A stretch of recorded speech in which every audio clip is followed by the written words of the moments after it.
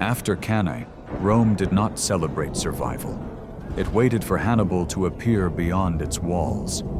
He had crossed mountains, broken armies, killed a consul, and turned Rome's greatest force into a field of corpses.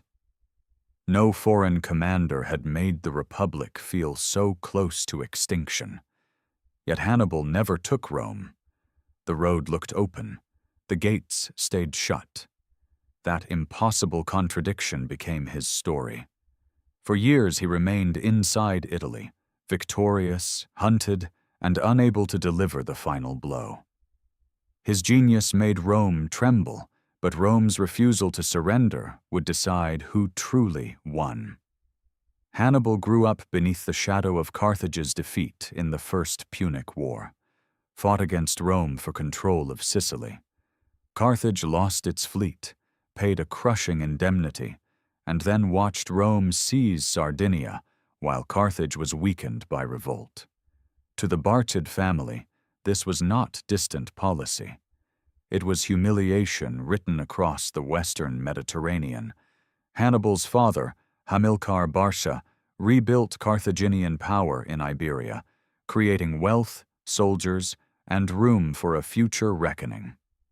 Ancient writers say young Hannibal swore at an altar that he would never be a friend to Rome.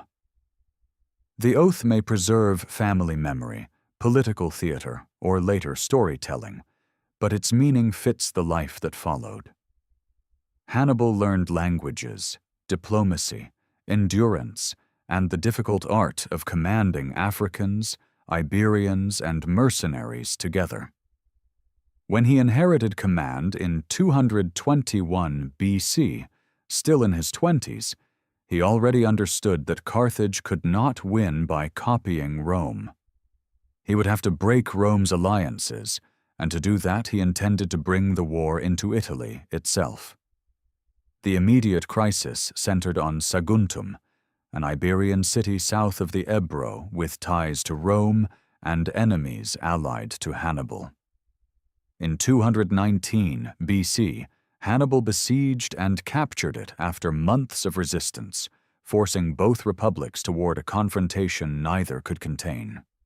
Rome demanded that Carthage surrender Hannibal. Carthage refused, and the Second Punic War began. Ancient historians argued over responsibility, treaties, and pretexts, reminding us that wars rarely have only one clean cause. Hannibal did not wait for Roman legions to arrive in Iberia. He gathered a mixed army, secured his territories, contacted hostile Gallic leaders, and began an overland march toward the enemy's heart, using trade routes already known to local guides.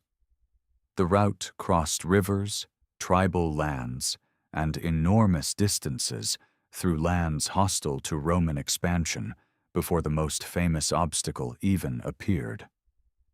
Rome expected to fight in Spain or Africa, where its fleets and consular armies could control the pace. Instead, news arrived that Hannibal was moving north, beyond Roman plans, toward the White Barrier of the Alps. Hannibal's Alpine crossing became legend because it looked like madness. Infantry, cavalry, baggage animals, and elephants climbing toward snow and stone. Polybius, our strongest ancient guide, warned against writers who made the mountains impossible merely to make Hannibal seem supernatural. The route was known to local peoples, and Hannibal had gathered information, guides, supplies, and promises of Gallic support. But preparation did not make the passage gentle. Mountain attacks, narrow paths, falling animals, cold, hunger, and fear tore at an army stretched across dangerous ground as officers fought to keep the column moving toward Italy. The exact pass remains debated, as do many details that later accounts sharpened into spectacle for audiences. What matters is the result. After 15 days in the Alps, a battered Carthaginian force descended into Italy. It was smaller than the army that had left Iberia, but it had accomplished what Roman strategy considered wildly improbable. Hannibal had not conquered Rome by crossing the mountains. He had stolen the initiative and forced Rome to fight on his terms. Hannibal's first Italian victories showed that the crossing had been more than a stunt. At the Ticinus and the Trebia, in 218 BC, his cavalry and careful use of terrain after a freezing river crossing in winter helped shatter Roman confidence. Gallic warriors joined him, giving strength to an army that the Alps had reduced. The following year, Hannibal provoked the consul Gaius Flaminius into pursuing him beside Lake Trasimene. Hidden Carthaginian forces waited along the heights, while mist and narrow ground concealed the shape of the trap from soldiers marching blindly into the valley. When the attack came, a Roman army was pinned between enemy-held slopes and the lake, unable to form for normal battle. Flaminius died. Thousands of Romans were killed or captured, and panic spread through the Republic. Rome answered by appointing Fabius Maximus dictator, a commander who avoided decisive battle and shadowed Hannibal instead. Hannibal had mastered impatient generals, but now Rome was beginning to learn that survival required refusing the fight he wanted. In 216 BC, Rome rejected patience and assembled an enormous army to crush Hannibal near the supply depot at Cannae. The Roman formation placed terrifying weight in the center, designed to smash through the thinner Carthaginian line by sheer pressure. Hannibal arranged his Iberian and Gallic infantry in a forward curve, with seasoned African troops held back on both sides. As the Romans advanced, his center bent inward without collapsing, drawing their packed ranks deeper into the formation. Then the African infantry turned against the Roman flanks, while Carthaginian cavalry drove Roman horsemen from the field. The curve became a pocket, and the pocket became a killing ground, where numbers turned from strength into suffocation. Ancient casualty totals differ, but the destruction was immense. Tens of thousands fell, including the consul Lucius Aemilius Paulus. Rome had sent its largest answer to Hannibal and received one of the worst defeats in its history. At Cannae, Hannibal did more than win a battle. He created a tactical nightmare soldiers would study for over 2 millennia and imitate across modern military academies.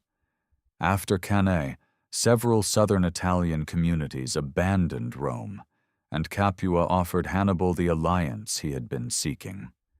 The Republic's network was cracking, but it did not collapse as completely or quickly as his strategy required. Most Latin allies remained loyal, Roman institutions kept functioning, and new armies appeared after losses that should have ended another state. Hannibal also lacked the heavy siege resources and secure reinforcements needed to turn battlefield supremacy into the capture of Rome. The famous claim that he wasted victory by not marching immediately comes from later debate, not a simple proven mistake. Rome's walls, manpower, and political will made an assault far more dangerous than the phrase "march on Rome" suggests. Fabius's strategy returned. Avoid Hannibal's chosen battle, attack his allies, recover towns, and make time itself a Roman weapon. Hannibal could defeat almost every army placed before him, yet he could not compel the Republic to admit defeat with ever less logistical freedom. The war became a contest between tactical brilliance and a political system built to absorb punishment. Years passed, and Hannibal's Italian war became less a march of conquest than a struggle to preserve a shrinking coalition. Rome retook Capua in 211 BC, punishing the city and proving that alliance with Hannibal offered no permanent protection.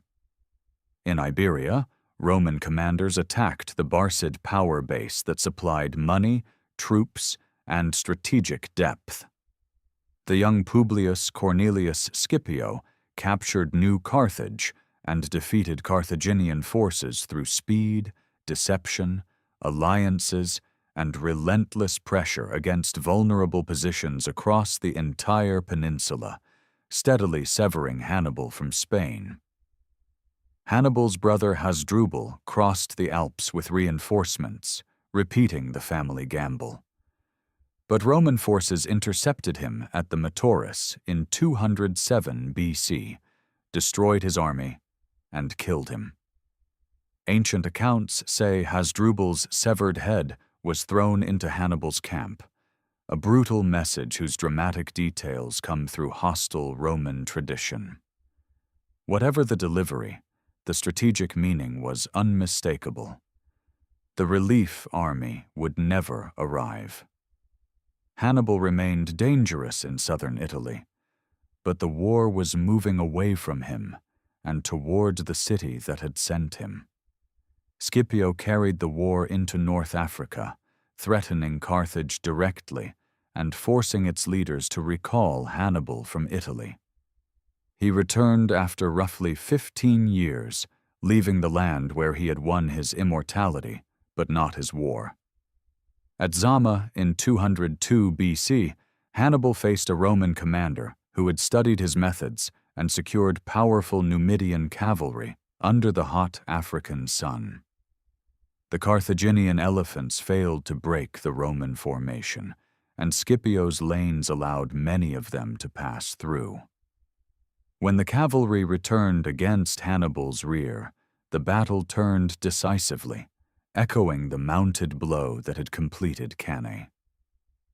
Hannibal survived, but Carthage sued for peace and accepted crushing limits on its military power. He later entered Carthaginian politics and pursued financial reforms, showing that his talents extended beyond the battlefield. Roman suspicion, domestic enemies, and accusations of secret war plans eventually drove him into exile across the eastern Mediterranean. Rome had defeated his army, yet it still behaved as though the man himself remained an unfinished war. Hannibal advised kings who resisted Rome, moving from court to court as Roman influence narrowed the places where he could stand. By 183 or 182 BC, Roman pressure reached him in Bithynia, and surrender appeared close. Ancient accounts say he took poison rather than enter Roman custody. The exact date and final words remain uncertain.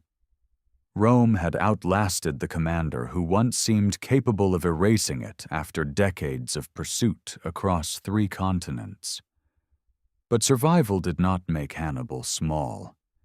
He had still understood that Rome's strength lived in its alliances long before many Roman commanders understood the same truth, carried a multinational army across continents, and repeatedly weaponized Roman aggression against itself. His victories exposed the Republic's commanders, but his defeat revealed the deeper power of Roman manpower, institutions, and refusal. Hannibal made Rome tremble because he showed that it could bleed, panic, and stand one disaster away from ruin for generations after the last battle. Rome became an empire partly because it survived the man who proved it was mortal.